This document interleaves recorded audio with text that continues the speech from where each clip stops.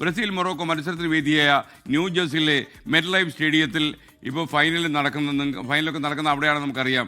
ഈ met life സ്റ്റേഡിയത്തിൽ നമ്മുടെ മധു കൊട്ടാരക്കര കളി കാണാനെത്തി. അദ്ദേഹം അവിടെ നിന്ന് അയക്കുന്ന റിപ്പോർട്ടാണിത്. ഒടുവിൽ ന്യൂജേഴ്സിയിലേക്ക് ഫിഫ വേൾഡ് കപ്പ് എത്തിയിരിക്കുകയാണ്. എന്റെ തൊട്ട് പുറകിൽ കാണുന്നത് ഇന്നത്തെ മത്സരം ബ്രസീൽ മൊറോക്കോ നടക്കുന്ന മെറ്റ് ലൈഫ് സ്റ്റേഡിയം. അതിന്റെ പേര് ന്യൂയോർക്ക് ന്യൂജേഴ്സി എന്ന് പറഞ്ഞ സ്റ്റേഡിയമാണ്. ഏതാണ്ട് 80,000-ലധികം കായിക പ്രേമികളാണ് ഈ മത്സരം കാണുവാനായിട്ട് വന്നിരിക്കുന്നത്.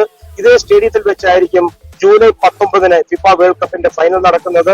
US പ്രസിഡന്റ് ഡൊണാൾഡ് ട്രംപ് ഉൾപ്പെടെ രാഷ്ട്ര തലവന്മാരുൾപ്പെടെ പ്രധാനപ്പെട്ട പല വ്യക്തികളെയും പ്രതീക്ഷിക്കുന്നുണ്ട്. കനത്ത സെക്യൂരിറ്റിയാണ് ഇവിടെ ഇന്ന് ഈ മത്സരത്തിനായിട്ട് ഏർപ്പെടുത്തിയിരിക്കുന്നത്. ഈ മത്സരം വാശിയേറിയ മത്സരമാണ് ഏവരും പ്രതീക്ഷിക്കുന്നത്.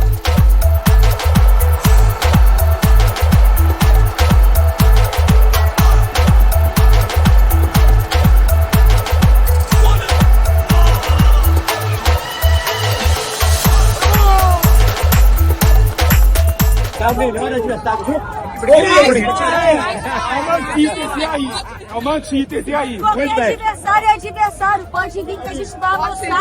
Pode saber.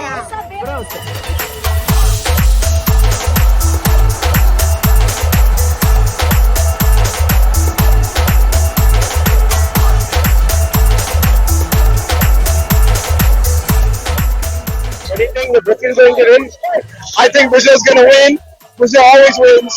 Morocco is playing good, but Brazil's better. ബ്രസീലും മൊറോക്കയും തമ്മിലുള്ള മത്സരം 1-1 സമനിലയിൽ അവസാനിച്ചിരിക്കുകയാണ്. ഏതാണ്ട് 80,000-ഓളം പേര്, അതായത് ഹൗസ്ഫുൾ ആയിരുന്നു മെറ്റ് ലൈഫ് സ്റ്റേഡിയം.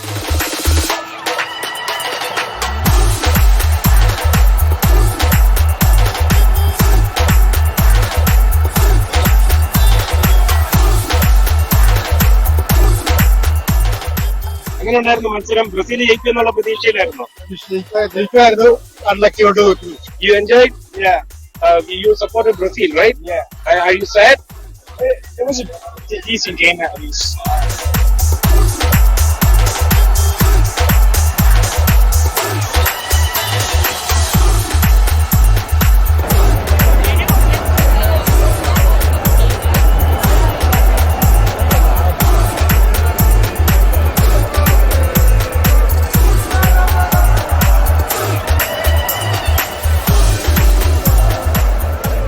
നല്ലൊരു മത്സരം കണ്ട സന്തോഷത്തിലാണ് കായിക പ്രേമികൾ.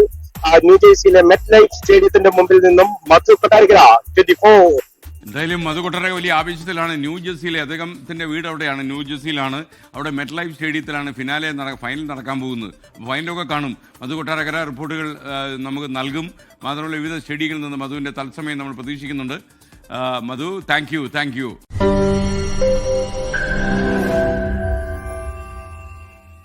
ലോകത്തെവിടെയായാലും ഏത് സമയത്തും 24 വാർത്തകളും ഓഗ്മെന്റഡ് റിയാലിറ്റി പാക്കേജുകളും എക്സ്പ്ലെയിനറുകളും വിശദമായി കാണാൻ ഞങ്ങളുടെ യൂട്യൂബ് ചാനൽ നിങ്ങൾക്ക് സബ്സ്ക്രൈബ് ചെയ്യാം.